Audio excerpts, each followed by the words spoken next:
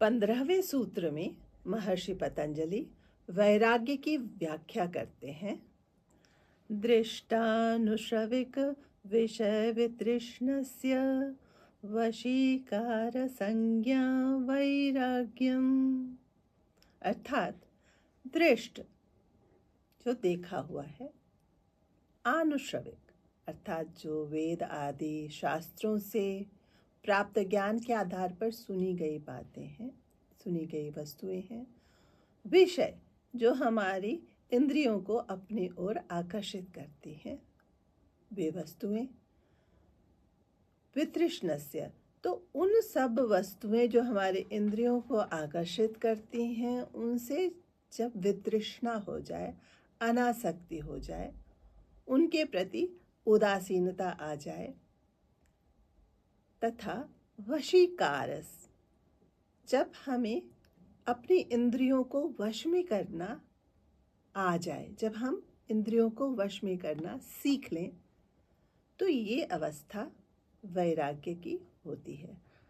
संक्षेप में कहें तो सांसारिक इच्छाओं वासनाओं से अनासक्ति, आसक्तिहीनता ही वैराग्य है। 5 कर्मेंद्रियां हैं: हाथ, पांव, मुख, लिंग तथा उत्सर्जन। हमारी 10वीं इंद्रिय है मन, जो कि ज्ञानेंद्रिय है। तो वैराग्य में हमें इन 11 इंद्रियों को वश में करना होता है। वैराग्य की 5 स्थिति है। पहली स्थिति जब हम इंद्रियों को वश में करते हैं, तो सभी भोगेंद्रियों को एक साथ वश में करना कठिन है। इसलिए हमें सलाह दी जाती है कि हम एक एक करके अपने इंद्रियों को वश में करने का प्रयास करें। दूसरी स्थिति है जब हमने सारी इंद्रियों को वश में करना सीख लिया, तो यही यात्रा समाप्त नहीं हो जाती। इसके बाद जो इंद्रियों के माध्यम से हमारी इच्छाएं हैं, हमारी कामनाएं हैं, उसको भस्मीभूत करना, इतना खत्म कर देना कि वो पुनः उत्पन्न न हुए, ये दूसरी स्थिति है। तीसरी स्थिति है जब हमने सारी इंद्रियों को वश में करना सीख लिया, अर्थात जब हमने सारी इंद्रियों को उसके विषय वस्तु से उसी प्रकार हटाना सीख लिया जिस प्रकार माता के स्तन से दूध पीते बच्चे को खींच लिया जाता है। लेकिन इस स्थिति में भी हमारी कुछ न कुछ इच्छा रह जाती है। तो ये तीसरी अवस्था है वैराग्य की।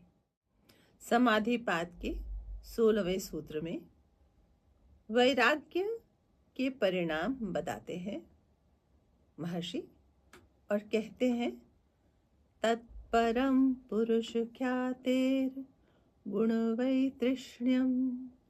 तत्परम अर्थात जब हमने सारे इंद्रियों को वश में करना सीख लिया, अनासक्ति और आसक्तिहीनता को कायम रखना सीख लिया, तो इसके बाद पुरुष ख्याते है।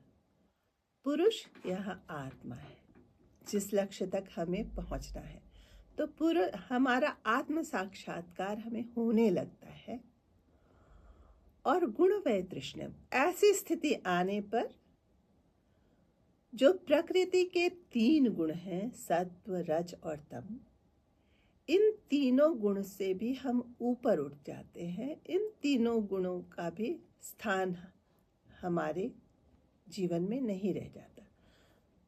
तो वैराग्य आने की जो पहचान है, जब हम प्रकृति के तीनों गुणों से भी ऊपर उठ जाएं, वही हमारी वैराग्य की अवस्था है।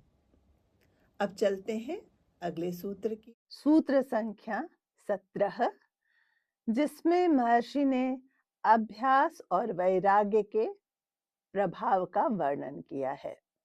सूत्र इस प्रकार है: वितर्क विचारानंदास्मिता रूपानुगमात् संप्रज्ञातः। अभ्यास तथा वैराग्य से 4 प्रकार के बोध उत्पन्न होते हैं। वो बोध हैं वितर्क, विचार, आनंद और संप्रज्ञात। वितर्क का अर्थ है बुद्धि की वो प्रक्रिया जिसमें अनुसंधान के माध्यम से तथ्य पर पहुंचा जा सकता है। वितर्क के 2 भेद हैं, सवितर्क तथा निर्वितर्क। इसके बाद आता है विचार। विचार बुद्धि का वो गुण है जिसमें 2 वस्तुओं में अंतर करने की शक्ति, क्षमता प्राप्त हो जाती है, जिसे हम निरक्षीर विवेकी बुद्धि भी कह सकते हैं। ये भी 2 प्रकार के हैं, सविचार तथा निर्विचार। तो इतने अनुभवों के बाद जब प्रौढ़ हो जाती है हमारी बुद्धि, तो हमें एक आनंद की प्राप्ति होती है, आनंद की स्थिति आती है। और इस अनुभव के बाद अस्मिता की प्राप्ति होती है। तो जब अस्मिता की स्थिति तक हम पहुंच जाते हैं, इस अवस्था को संप्रज्ञात समाधि कहते हैं। तो हमारी 6 हो गई सबीज समाधियां, जिसमें पहला है सवितर्क, दूसरा निर्वितर्क, तीसरा सविचार, चौथा निर्विचार, पांचवा आनंद और छठा अस्मिता। तो ये जो है ये सबीज समाधियां कहलाती हैं। इसके बाद आगे की चर्चा हम बाद में करेंगे। तो अब हम चलते हैं आगे की ओर।